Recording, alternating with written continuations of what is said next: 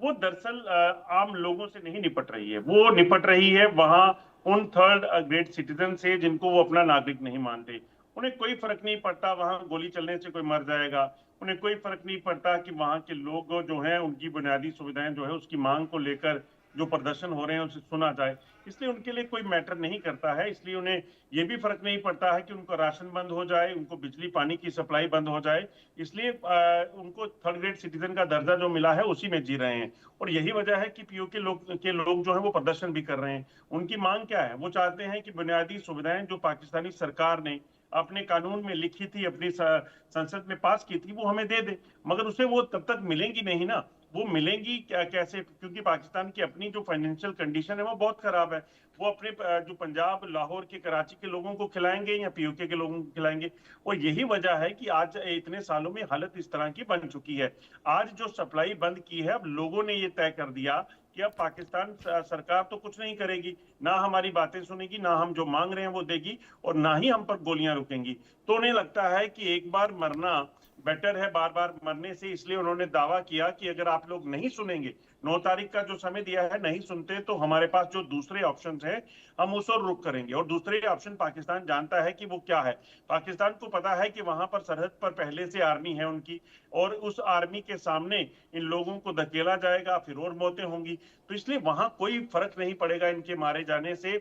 मगर लोगों ने जो मन बनाया है, उसके बाद उनका जो मन बनाने का जरिया है, तरीका है, और उन्होंने जो किया है उसके पीछे की वजह यह है कि वो चाहते हैं कि दुनिया इसे सुने, भारत इसे सुने। जो हो रहा है इस अत्याचार को अब रोकने के लिए किसी ना किसी को हस्तक्षेप जो है वो करना होगा।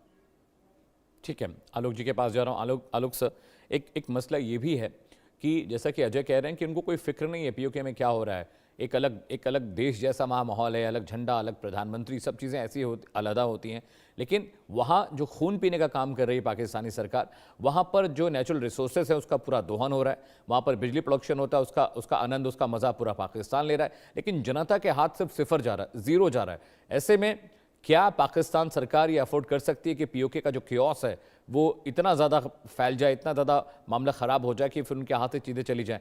क्या सच में पाकिस्तान सरकार इस चीज़ को लेकर फिक्रमंद लगती है आपको? अमित जी, देखिए, मुझे नहीं लगता है कि पाकिस्तानी सरकार और पाकिस्तानी सेना अभी उनके लिए फिक्रमंद है। क्योंकि जो हालत है वहां पे, 3500 मेगावाट की बिजली का उत्पादन होता है, 250-300 की बात मैं कर रहा हूँ। और हालात इस तरह से बुरे हो गए हैं कि आपने उनके ऑर्गेनाइजेशन को बैन कर दिया है, आपने इंटरनेट बैन कर दिया है, आपने कम्युनिकेशन सिस्टम बैन कर दिया है। वो जहां आप निकाल रहे हैं और जुलूस निकाल रहे हैं, विरोध कर रहे हैं, उस पर आपने गोलियां चला दी, कई लोग उसमें मारे गए। अब हालात ऐसे हो गए हैं कि वहां की जनता खुले आम मंच से बोल रही है, भारत से मदद की गुहार कर रही है। ये तो वही स्थिति हो गई अमित जी जो 1971 बांग्लादेश के लोग भारत से मदद की गुहार मांग रहे थे, और तब पाकिस्तान के 2 टुकड़े हुए थे। तो मैं तो स्थिति काफी गंभीर मानता हूं अमित जी। और ये पाकिस्तान के से टूटने की कगार पे आ गया है पीओके। जी अमित जी। अजय, जैसा कि बता रहे हैं आलोक साहब भी कि टूटने की कगार पर आ गया है, वहाँ पर फिलहाल इंटरनल इनपुट्स क्या हैं? वहाँ पर असल में चल क्या रहा है? क्या ज्वाइंट अवामी एक्शन कमेटी सच में अब ये बीड़ा उठा चुकी है कि पीओके को तोड़ के रहेंगे पाकिस्तान के हिस्से से, या वहाँ पर कुछ और पॉलिटिकल एजेंडा चल रहा है जो हम अभी समझ नहीं पा रहे हैं? देखिए वैभव, सबसे बड़ी बात पाकिस्तान ने जो किया पिछले कुछ सालों में, उसे पता था कि पाकिस्तान के कब्जे वाले कश्मीर के जो लोग हैं वो लोग आहिस्ता आहिस्ता उनके हाथ से निकल जाएंगे, क्योंकि अत्याचार सहने का मादा जो है वो एक लिमिट तक होता है। इसीलिए पाकिस्तान ने पीओके में पहले पाकिस्तान के बाकी इलाकों से लोगों को लाकर बसाया। अब आप देखें तो सारा पीओके अगर प्रदर्शन कराया तो कुछ एक लोग ऐसे भी हैं जो एक अलग एजेंडे पे चल रहे हैं, क्योंकि वो लोग जो हैं वो अलग जगह से आकर वहां बसे हुए हैं। दूसरी चीज, वहां पर सेना की डिप्लॉयमेंट है, बाहर निकलोगे तो गोली मारेंगे, इस चीज को लेकर उन्होंने किया हुआ है।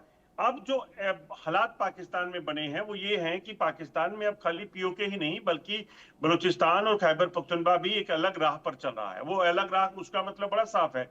बलूचिस्तान तो सीधे कहता है कि भाई साहब, हमें पाकिस्तान से कोई लेना देना नहीं, हम जैसे पहले आजाद थे वैसे रहना चाहते हैं, क्योंकि हम इनके जुल्म सितम बर्दाश्त नहीं करेंगे, हमें अपने रिसोर्सेज चाहिए। उन्होंने यूएन को चिट्ठी तक लिख दी है कि हमें अपनी स्वायत्तता मिल जाए। पीओके में पहले से लोग प्रदर्शन कर रहे थे और अब ज्यादा उग्र हो गया। टीटीपी ने, तहरीक तालिबान पाकिस्तान ने खैबर पख्तूनख्वा को डिस्टर्ब करके रखा है। और ये तमाम हिस्से जो हैं पाकिस्तान के 1971 का बांग्लादेश जब बना था, आहिस्ता आहिस्ता कटे थे, वो इसी राह पर चल पड़े हैं।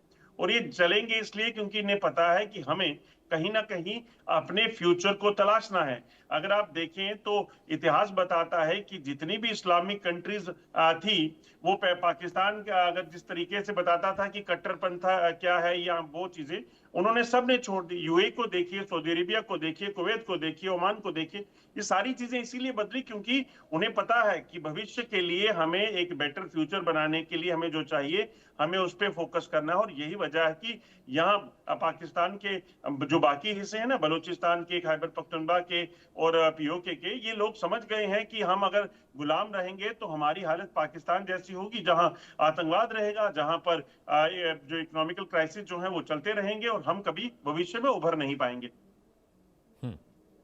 आलोक जी, जैसा कि बता रहे हैं अजय मेरे सहयोगी, लेकिन मुश्किल इस बात की भी है कि पाकिस्तान सीपीईसी वहाँ पर है, चाइना पाकिस्तान इकोनॉमिक कॉरिडोर वहाँ से गुजर रहा है, एक तरह का शैडो मिलता है पाकिस्तान को पीओके के जरिए। वहाँ पर चूंकि वहाँ पर लाइन ऑफ कंट्रोल है नज़दीक, वहाँ पर बहुत सारे प्रोजेक्ट चाइना इन्फिल्ट्रेट कर चुका है। इसके अलावा वहाँ के नेचुरल रिसोर्सेज, वहाँ पर मंगला डैम बहुत बड़ा है जहाँ पर सबसे अधिक बिजली प्रोडक्शन किया जाता है, वहाँ पर वो एक बैकबोन है वहाँ पर पाकिस्तान में पावर सप्लाई का। ऐसे में पाकिस्तान इस लालच में भी है कि वहाँ के रिसोर्सेज उनसे ना छिन जाए, लेकिन ज्वाइंट अवामी एक्शन कमेटी के जो नेता हैं, जो कार्यकर्ता हैं, वो तो बिल्कुल मरने मारने पर उतारू हो गए। जनता भी सड़कों पर है, बच्चे बूढ़े हर कोई उनके खिलाफ आंदोलन में इस वक्त शामिल हो गया है। अब मुश्किल ये है कि पाकिस्तान अगर गिव अप करता है, क्योंकि चाइना का भी बहुत प्रेशर है, इकोनॉमिक कॉरिडोर वहाँ से गुजर रहा है और भी बहुत सारी दिक्कतें वहाँ पर है, इन्वेस्टमेंट का बहुत सारा प्लान चाइना ने वहाँ पर किया है, तो ये सब चीज़ें बहुत मुश्किल खड़ी कर सकती हैं। अमित जी, देखिए ये बात सही है कि चीन का इंटरेस्ट उस क्षेत्र में बहुत गहरा है, इसमें कोई शक नहीं है। और उसका फायदा पाकिस्तान बार बार लेने की कोशिश करता है। लेकिन अब आप देखिए जो स्थिति वहां की हो गई है ना, वो बहुत ही भयावह हो चुकी है। अभी जो रावलकोट की ईदगाह मैदान पर जो इन्होंने भाषण दिया सरदार अमन शाह ने, वो बड़ा खतरनाक है। उसकी अगर आप उन्होंने जो जो आवाजें लगाई हैं और जनता ने जिस उन आवाजों को जो जोरदार तरीके से नारे में बदला है, उनकी आवाज है कि हमारे पास खाने को नहीं है, हमारे पास दवाइयां नहीं दे रहे हैं, ये हमारे पास सारे कम्युनिकेशन चैनल बंद कर रखा है, गोली चला रहे हैं, तो हमारे पास अभी आजादी होनी चाहिए कि हम लाइन ऑफ कंट्रोल की तरफ कूच करें। ये बात वो कह रहे हैं। वो ये कह रहे हैं कि हमें आजादी मिलनी चाहिए कि हम कश्मीर की तरफ जाएं और हम कश्मीर में मिलें। ये बात खुलेआम मंच से वो बोल रहे हैं। खुलेआम मंच से वो भारत से गुहार लगा रहे हैं कि भारत उनको बचाए, उनकी जान को बचाए।